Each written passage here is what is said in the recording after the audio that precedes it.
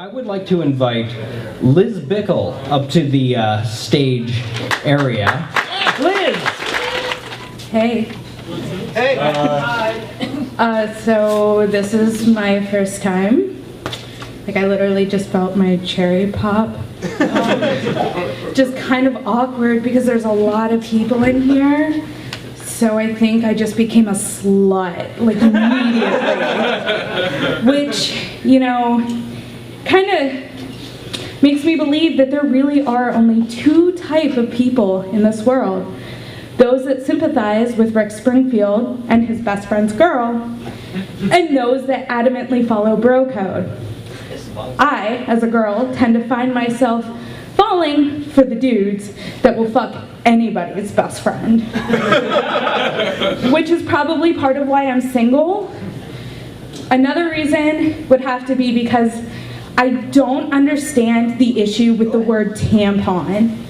Like, seriously, I bet half of you that are dudes just cringed at that word. Don't think it's a problem. There was a dude I dated, talked about moving in together, pointed out the obvious. Hey, guess what? You're gonna have boxes of tampons under the sink. I might ask you to go to the store and buy some. It's gonna happen. You know what he did?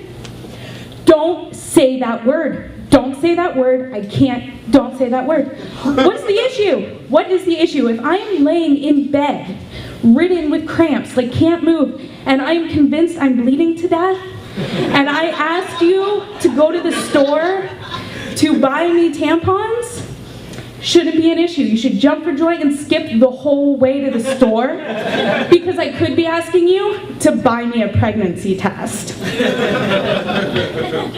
Hang on, I lost my spot. I'm a little nervous, I'm shaking. That Jack and Coke just isn't.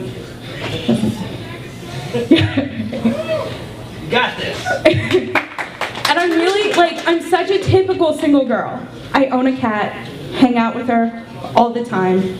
In fact, pretty sure that there's been research done that I specifically have a 98% chance of becoming a crazy cat lady. Which, you know what? It's cool. I mean, I love cats. I like dogs too, I do. But I feel like they're a dude's animal. I mean, think about it. You come home late from work, you're gone all day, happy to see you, doesn't understand why you're mad at it, no matter what. You could walk in the door, the dog shit on the carpet, chewed up your shoes, you're yelling at it, and it's just like, oh my gosh, you're home, I love you, I love you, I love you, why are you raising your voice? Sad puppy face. Now, if you have a cat, and you're gone for too long, you walk in the door, immediate cold shoulder. Doesn't want to look at you, doesn't acknowledge you. And then it notices you smell just a little different. So what does it do? It starts rubbing against you, reclaiming you as its own, rubbing its scent on you. And then it, you know, starts letting you be affectionate with it on its own terms. But yeah, when you go to bed at night, that cat is going to be going through your phone, checking your text messages, your missed calls, wondering where the fuck you have been, and it's going to be like plotting to piss in your shoes and claw your fucking eyes out. So if you have a cat, my advice, sleep with one eye open and grip your pillow tight. And I lost my spot again. So there's a woman, I don't know if, like, does anyone pay attention to like random stupid news stories? I do, all the time. So I'm scrolling through Facebook and I follow BuzzFeed. Whoa. And, right? And I see this headline, you know, it's about like white people that should just be done with their lives. And the first person on the list, you know, of course I'm intrigued, is woman stabs husband with a squirrel.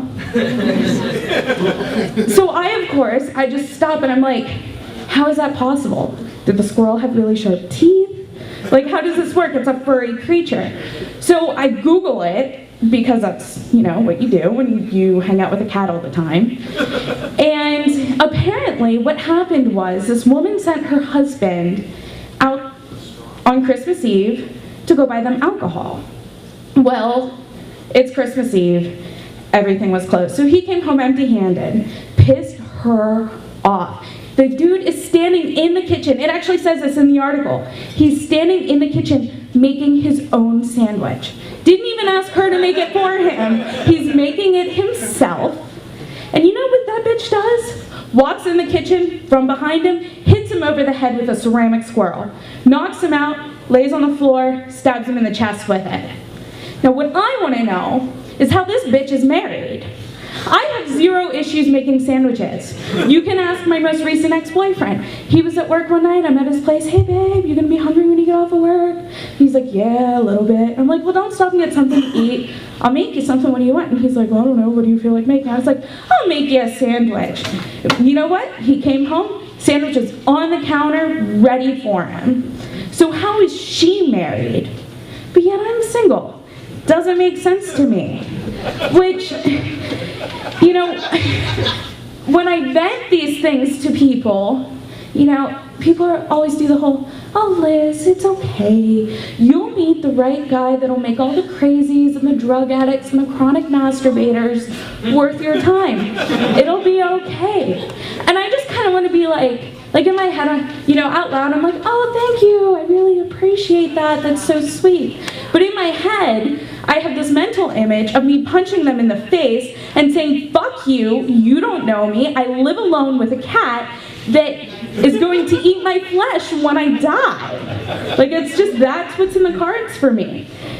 But then, I think about this. There's a man who apparently lured Bigfoot to his house by nailing pork ribs from Walmart to a tree. It was on Daily Mail, it has to be true.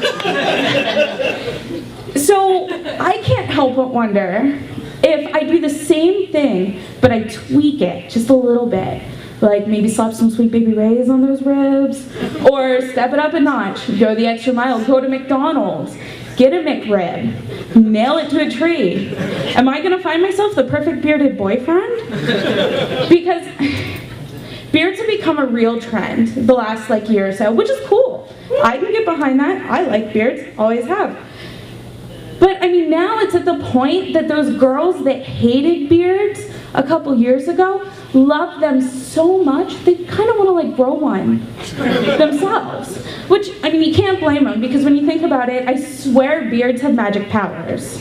Like if babies were born with beards, I'd like them so much more. So much more.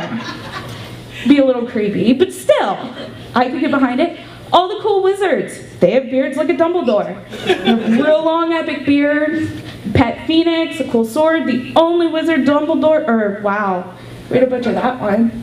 The only wizard that Voldemort feared. Only one. I'm convinced it's the beard. And then you have Voldemort, who didn't have a beard, was creepy as fuck, and couldn't kill Harry Potter. It has to come down to the beard. And, I mean, look at me. I clearly don't run at all. It's just not my thing. If I'm wandering the woods and a bear's gonna come behind me and want to eat me for lunch, go ahead. I don't want shin splints. I don't want to get sweaty. I don't want to get winded. Feel free, eat me.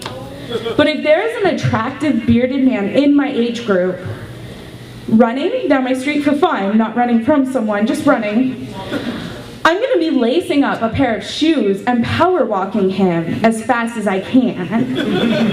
Because to me, there's nothing better than that perfectly groomed, conditioned beard. Because let's think about it. And this is something, because I noticed there are quite a few little baby-faced beardless fellas here. Something to keep in mind, beards have been parting wet things since BC.